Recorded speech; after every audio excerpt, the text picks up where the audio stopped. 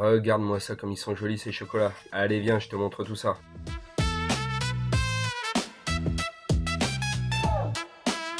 Bienvenue sur Milk Kitchen. Aujourd'hui, on va tempérer du chocolat. On va faire des chocolats moulés, des chocolats enrobés. Tu vas voir, c'est hyper simple. Ce que je veux que tu comprennes à la fin de la vidéo, c'est que c'est pas juste faire fondre du chocolat, c'est une technique particulière. On applique une montée, une redescente et un maintien à une certaine température pour avoir la meilleure cristallisation possible. C'est ça qui fait que tes chocolats auront le meilleur aspect. Bien brillant, bien cassant. On n'aura pas quelque chose de terne ou quelque chose de mou. Si tu veux en apprendre plus sur la pâtisserie, abonne-toi. Allez, on passe en cuisine. Allez, on commence. On s'est déjà préparé le chocolat. Donc, on est parti sur un chocolat de couverture noire à 52% comme celui-ci. Ça fonctionne très bien. Prenez automatiquement des chocolats prévus pour faire de la pâtisserie ou du dessert. Vous en trouvez facilement en grande surface. C'est ceux-là qu'il faut utiliser.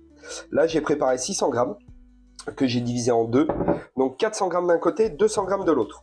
Je vais vous expliquer pourquoi juste après, ne vous inquiétez pas.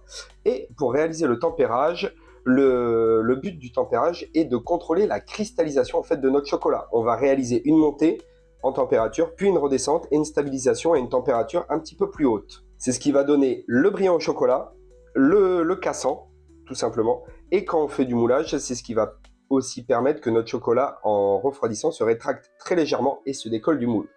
Donc pourquoi diviser en deux? Tout simplement parce qu'on va faire d'abord fondre nos 400 premiers grammes, on va le monter à une certaine température et par l'ajout du reste, les 200 grammes restants, ça va nous faire redescendre la température, ce qui va commencer à enclencher les processus de cristallisation correcte et une stabilisation, une température un peu au-dessus, c'est ce qui va nous permettre de garder une température de maintien pour le travail de notre chocolat justement. Allez, on passe au bain-marie. Utilisez principalement un bain-marie, évitez le micro-ondes par pitié pour ça, parce qu'il faut des travails très précis au niveau du contrôle des températures. Le risque avec le micro-ondes, c'est qu'on fasse cramer notre chocolat et c'est la pire erreur qu'on peut faire. Ok? Allez.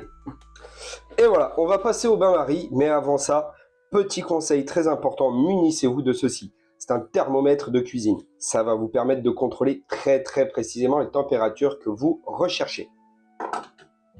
Hop. Allez, on prend nos 400 grammes et ça part dans notre bain-marie que j'ai déjà fait chauffer doucement. Allez-y doucement sur les températures, ok? Pour bien contrôler. Et on va laisser fondre doucement. Voyez, regardez. Je l'avais fait chauffer en amont, ça commence déjà à fondre légèrement.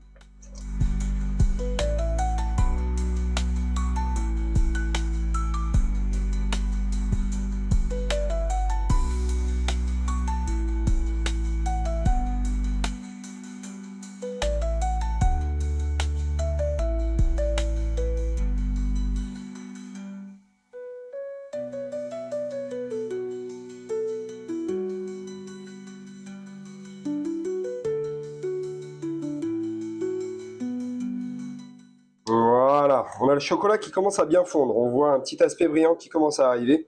On commence à être pas mal. On fait bien attention aux températures, c'est très important. Voilà.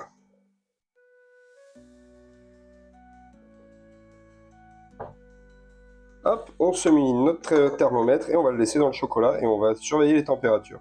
Donc on a atteint là notre premier pic de température, donc qui est entre 50 et 55 degrés pour le chocolat noir. On va rajouter tout simplement notre dernier tiers de cacao, ce qui va faire une redescente en température automatiquement. Voilà, on se remet sur le plan de travail, on n'a plus besoin de rester au chaud. J'ai gardé ma casserole d'eau chaude justement pour pouvoir garder un maintien de température et mon petit thermomètre. Voilà. Et là, on le travaille. Et regardez-moi ça. On va chercher une redescente de température entre 28 et 29 degrés.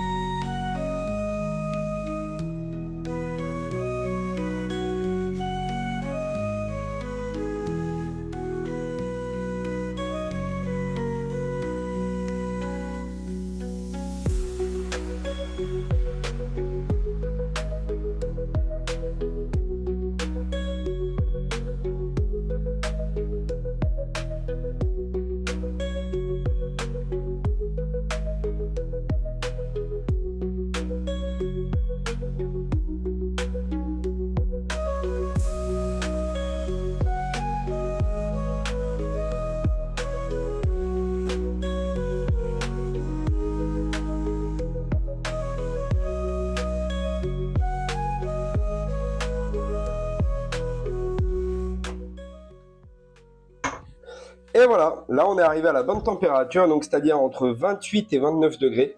Et on va pouvoir le remettre légèrement sur notre bain-marie, tout simplement pour le garder à une température de travail d'environ 31 à 32 degrés. Et là, on constate avec la remontée de température qu'on a un brillant qui apparaît sur le dessus. C'est très bon signe, c'est que on est très bien, tout simplement. Regardez-moi ça, plus de fluidité. Vérifie la température. On vérifie la température. Voilà, 31,5, on est nickel. Petite technique aussi pour vérifier si jamais. Eh bien, tout simplement, on va venir en mettre un tout petit peu, comme ça, sur un papier sulfurisé.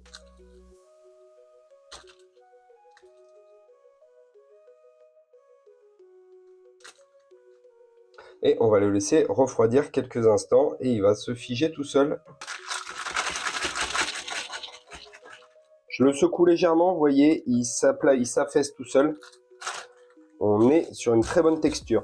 Et maintenant, on va passer au moulage de nos chocolats, tout simplement. J'ai des petits chocolats comme ça, on va se faire des moulages pleins avec cela. Et oui, je me munis, vous avez bien vu, d'une spatule qu'on utilise aussi dans le bâtiment. Pourquoi? Ben, tout simplement pour avoir suffisamment de prise et pouvoir bien racler correctement le dessus proprement. On peut prendre une spatule comme ça également aussi, ça fonctionne très très bien. Mais je suis moins à l'aise pour la prise, moi personnellement. Hop, ne vous inquiétez pas, ça c'est des outils qui sont très bien nettoyés. Je n'ai aucune trace d'autres trucs, donc vous ne risquez rien. Si vous les gardez, vous les utilisez pour des choses très spécifiques. On peut utiliser ce qu'on veut pour faire comme on le souhaite.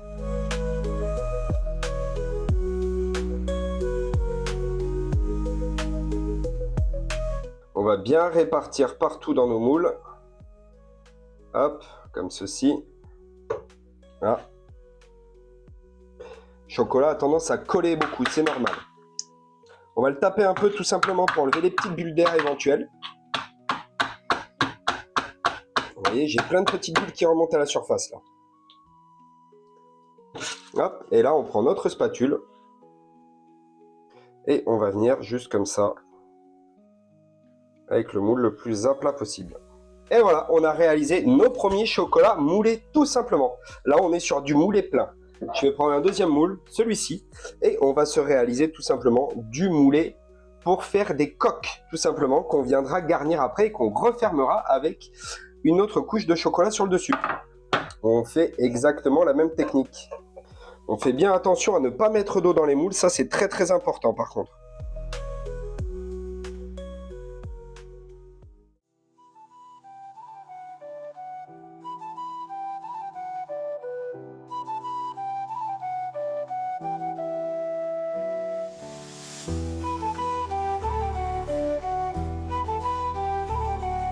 Et une fois que ça c'est fait, on va reprendre notre moule.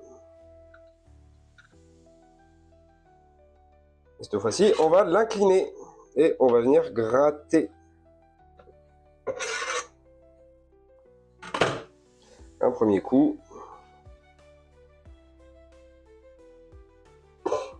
Hop, et on vient même le retourner.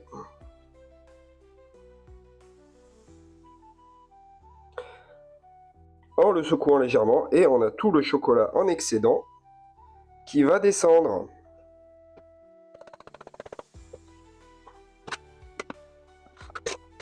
Et je vais aussi en profiter pour vous montrer comment réaliser des chocolats enrobés, tout simplement. Là, j'ai récupéré mes fameuses pâtes de fruits que je fais avec mon travail de l'agar-agar. Hop, et on va juste, tout simplement, les plonger dans le chocolat et leur faire un petit tour. Hop. Et voilà. Alors, normalement, c'est des fourchettes particulières qu'on utilise pour travailler le chocolat, pour que ça s'égoutte bien, justement. Malheureusement, j'en ai pas, donc on se débrouille avec les moyens du bord. C'est pas grave, ça fonctionne aussi. On égoutte bien, hop là, et on vient se mettre comme ça. Et voilà, on a fini de réaliser nos préparations en chocolat. On a nos chocolats moulés pleins, on a nos chocolats moulés pour faire des coques, et on a nos pâtes de fruits trempées dans le chocolat, enrobées dans le chocolat. Plus qu'à laisser figer. et on pourra continuer avec.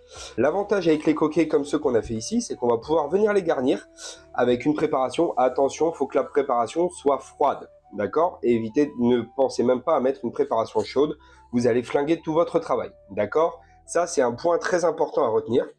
Voilà, vous n'aurez plus qu'à garnir et on refait la même étape. On revient après remettre une couche de chocolat sur le dessus et on relisse et ça va nous faire le dessus correctement masqué, tout simplement. Si pour les chocolats coquets, on veut mettre des intérieurs souples, il faut les passer un petit peu au congélateur. Il faut qu'ils soient suffisamment rigides pour que sous le poids du chocolat, quand on va venir mettre dessus, ça ne se déforme pas parce que sinon, tout le chocolat va tomber au fond et tout notre intérieur va remonter.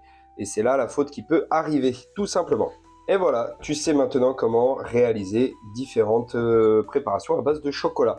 C'est relativement simple, ça demande un tout petit peu de temps et bien contrôler ses températures. On l'a fait avec du chocolat noir, donc rappel des températures pour le chocolat noir. On va faire une première montée entre 50 à 55 degrés de notre chocolat.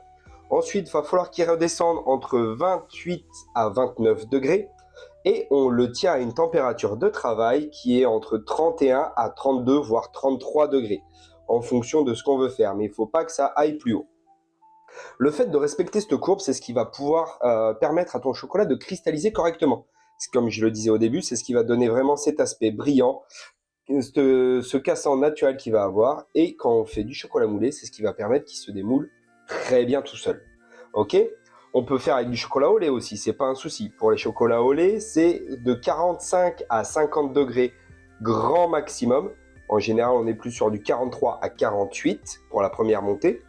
Une redescente à 26-28. Voilà, en général, on va viser les 27 degrés. Et un maintien de température à 30 degrés pour la température de travail.